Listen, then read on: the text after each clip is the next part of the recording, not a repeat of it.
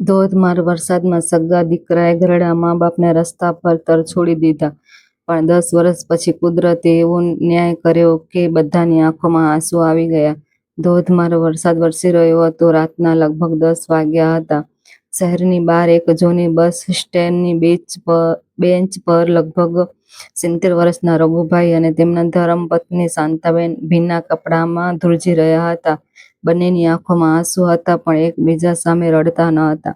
થોડાક કલાક પહેલા જ તેમના 2 સગા દીકરાઓ તેમને ઘર બહાર કાઢી દીધા. મોટા દીકરાએ મનોજે ગુસ્સામાં કહ્યું, હવે તમારો ખર્ચો અમે નથી ઉઠાવી શકતા. આ ઘર અમારું છે, જ્યાં જવું હોય ત્યાં જાઓ. નાના દીકરા સુરેશ પણ એક શબ્દ માતા પિતાના પક્ષમાં ન બોલ્યા. તેણે માત્ર દરવાજો બંધ કરી દીધો.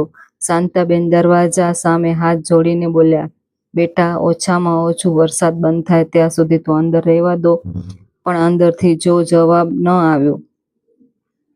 રઘુભાઈએ પત્નીનો હાથ પકડ્યો અને ધીમેથી કહ્યું, ચાલ શાંતા, કદાચ ભગવાને આપણા માટે બીજો રસ્તો રાખ્યો હશે. બંને વરસાદમાં ચાલતા ચાલતા બસ સ્ટેન્ડ સુધી પહોંચ્યા.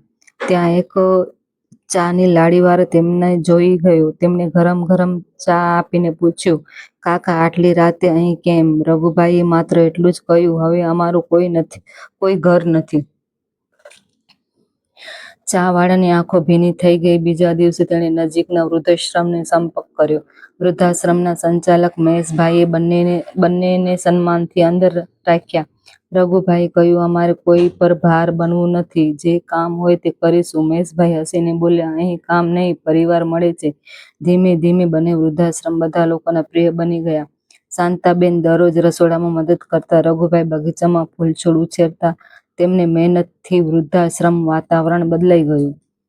સમય પસાર થતો ગયો. એક દિવસ શહેરના મોટા ઉદ્યોગપતિએ વૃદ્ધાશ્રમની મુલાકાત લીધી.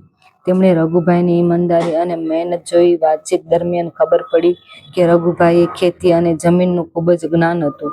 ઉદ્યોગપતિએ તેમને પોતાની ઓર્ગેનિક ફાર્મની દેખરેખનું કામ આપ્યું. થોડા જ વર્ષોમાં ફાર્મ ખૂબ જ સફળ બન્યું. ઉદ્યોગપતિ ખુશ થઈને રઘુભાઈને ભાગીદારી આપી. હવે રઘુભાઈ અને શાંતાબેન ફરીથી સ્વાભિમાન જીવવા લાગ્યા. તેમણે સૌથી પહેલા શું કર્યું? વૃદ્ધાશ્રમ માટે નવી ઇમારત બનાવી, નવી પથારીઓ, સારું ભોજન, દવાઓ અને વૃદ્ધો માટે નાનું મંદિર પણ બનાવ્યું. વૃદ્ધાશ્રમ હવે આખા જિલ્લામાં જાણીતું બન્યું. બીજી તરફ મનોજ અને સુરેશ બંને પૈસાની લાલચમાં એકબીજા સાથે ઝઘડવા લાગ્યા. ઘર વેચ્યું. ધંધામાં ભારે નુકસાન થયું. બેંકની લોન વધી ગઈ.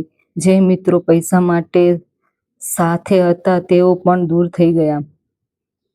થોડા વર્ષોમાં બંને ભાડાના મકાનમાં રહેવા મજબૂર બન્યા.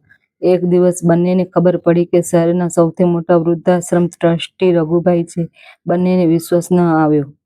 10 વર્ષ પછી પહેલી વાર તેઓ માતા પિતાને મળવા પહોંચ્યા. બંનેના ચહેરા પર પસ્તાવો હતો. શાંતાબેન તેમને જોઈને થોડી ક્ષણ માટે ચૂપ રહી ગયા. મનોજ રડતા રડતા બોલ્યા, માં, મને માફ કરી દો. અમે ખૂબ મોટી ભૂલ કરી. સુરેશે પણ પિતાના પગ પકડી લીધા. રઘુભાઈએ તેમને ઊભા કર્યા. ભૂલ માણસથી થાય છે, પરંતુ જે ભૂલ સ્વીકારી લે તે બદલાઈ પણ શકે છે. બંને દીકરાઓ આશા હતી કે હવે માતા પિતા ફરીથી તેમને સાથે જ હશે. પણ રઘુભાઈ શાંતિથી બોલ્યા, અમે તમને માફ કરીએ છીએ, પરંતુ હવે અમારું ઘર આ વૃદ્ધાશ્રમ છે.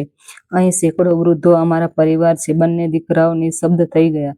જતા પહેલા રઘુભાઈએ એક વાત કહી, યાદ રાખજો, માતા પિતાને ઘરમાંથી કાઢી શકાય, પરંતુ તેમની દુઆઓ અને તેમના ક્યારેય ઘરમાંથી બહાર નથી જતા. તે દિવસથી મનોજ અને સુરેશ આંખોમાં આંસુ રોકાતા ન હતા. તેમણે જીવનભર વૃદ્ધોની સેવા કરવાનો સંકલ્પ લીધો. માતા પિતા આપણું પ્રથમ મંદિર છે. તેમની સેવા કરનારા જીવનમાં સુખ આવે છે, જ્યારે તેમનું અપમાન કરનારાને મોટું કે વહેલું પોતાનું કર્મનું ફળ જરૂર મળે છે.